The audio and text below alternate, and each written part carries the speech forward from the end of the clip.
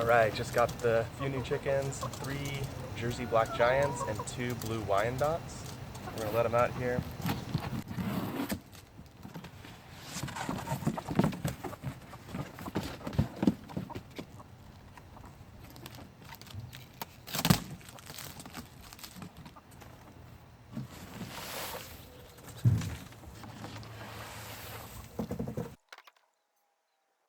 So they're gonna be a little skittish. The flocks are checking each other out. Got some water and food set up for them out here. So you can see these two trying to assert their dominance. So one of the ways I'm gonna mitigate some of the fighting and stuff is to just leave them like this for today. They're gonna look at each other all day, kind of figure each other out a little bit. Then tonight at sundown, they're gonna be very docile, very tame, and I'm gonna actually open this door up, let them run around together for the last 10 minutes of light and be with them, and then they're gonna go all up and sleep together in the coop. There shouldn't be any problems once they're figured. Like, they're not gonna recognize who is who when they're just jockeying for a roosting position.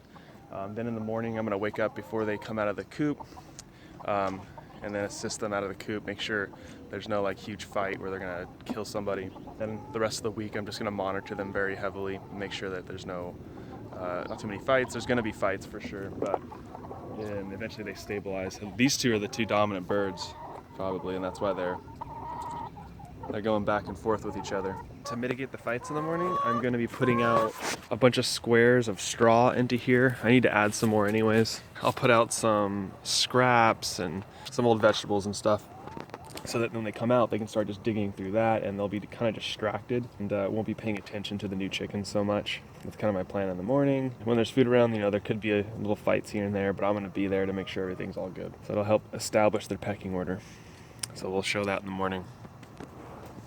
All right, it's nice and early, 6:30. New girls came out just fine, there they are.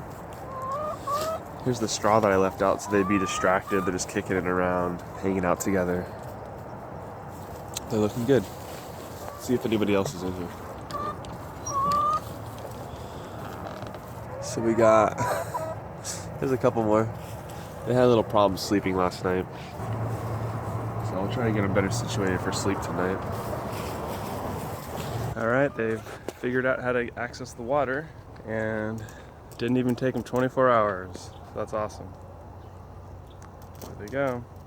That's a pretty good strategy, I think. I've got both watering systems set up. I went over there and I kind of clicked on them too to show them that water comes out of that.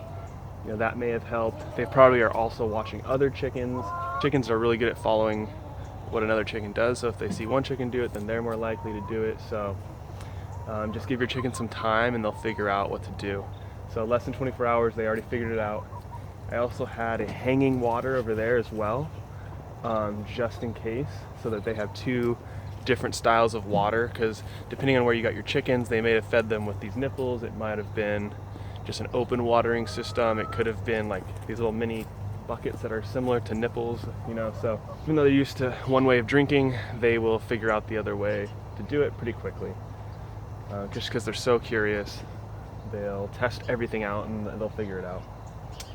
So, and then in that water, the water I have dangling right there, I've got 4 cloves of garlic in there that I broke up, and that's just to increase the immune system of all the birds while they're all integrating. And I like to give them garlic water for a week, like once a month, and that just helps to keep their immune system up. People even say that garlic can help them keep laying more consistently.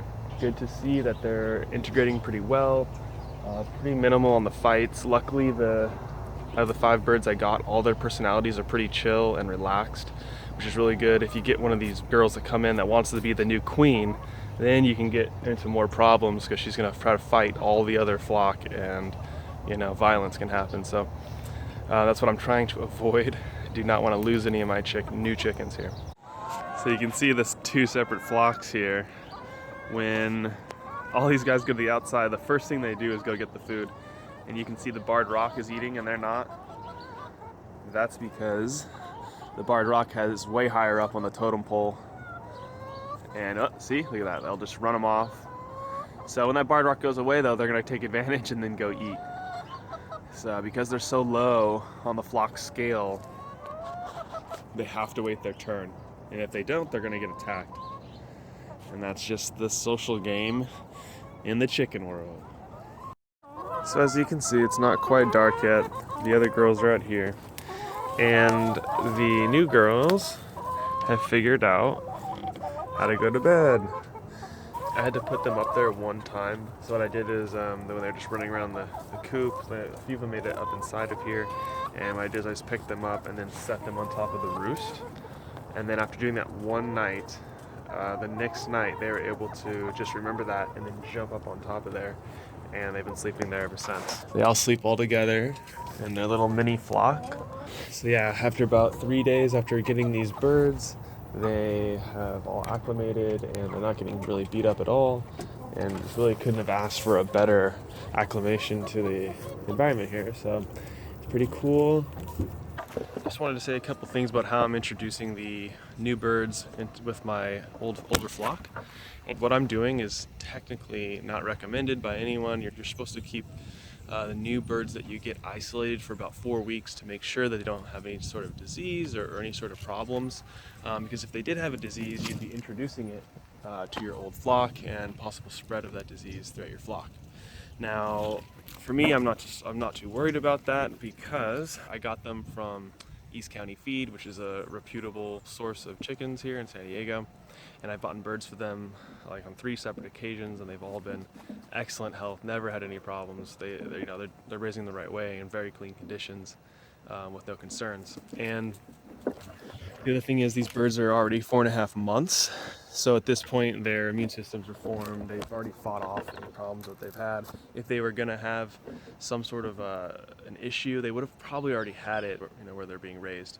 And I like to do one other thing to kind of prevent disease, and I also feed them this occasionally, which is garlic water. I'll just take a few, like 4 cloves of garlic, break them in half, throw them in their water. You can also add a drop or 2 of just pure oregano oil.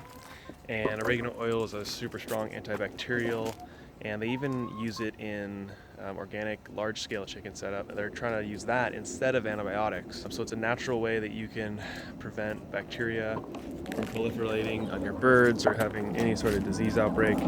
So that's what I'm doing. I'm feeding both of these guys garlic water and oregano oil, and I'll be feeding that to them for the next week or probably 2 weeks. I'll have a fresh batch for them every day, just in case that they do have some sort of issues. They'll have a boost to their immune system to help root it out. And ultimately, though, I'm willing to take the risk. If I do notice some sort of problem, I would get the birds out of there immediately. But just so you know, this is not the conventional wisdom. Most people would say don't do this. It's high risk. These aren't hybridized breeds. These are much stronger birds in the large scale production system. So their genetics are just so much better. And I've raised leghorns before. They're obviously less intelligent.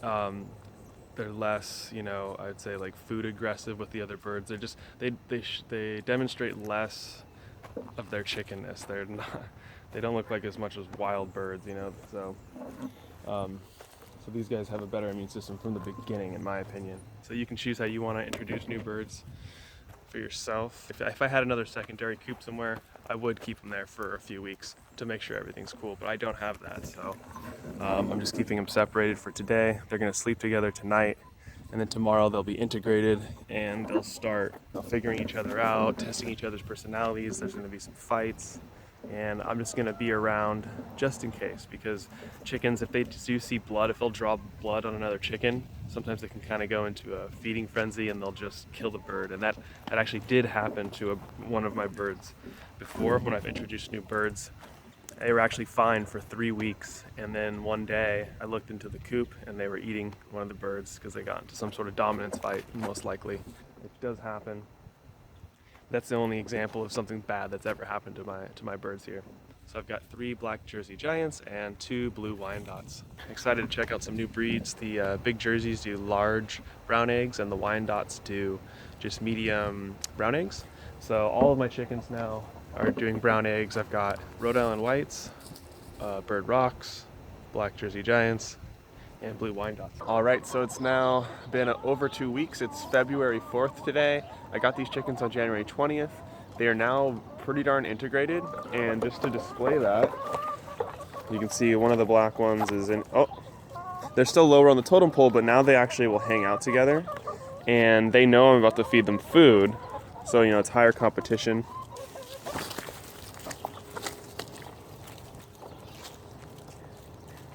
So the other black one's out there, here she comes.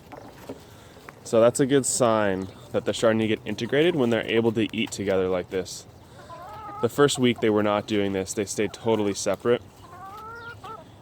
You'll notice they'll stay on the outside though. She might get attacked by doing that. Oh, she's okay. So just the fact that she didn't get attacked right there tells me that, look at that. Oh yeah, they're chasing after the same food. Oh, there's a little peck, but not bad. See, there we go, trying to get in there. No, it's okay. The Jersey Giant got it, so. So anyways, the longer that they're together, the more that they'll be able to do that and eat together and just do all their normal chicken-like things together. So just wanted to give you guys an update on what's going on and kind of see the progression of how they slowly get more and more used to each other and hang out together more, and then eventually they're almost the same flock. When I've introduced other flocks, there's still certain periods of the day or time when that original flock, they hang out together.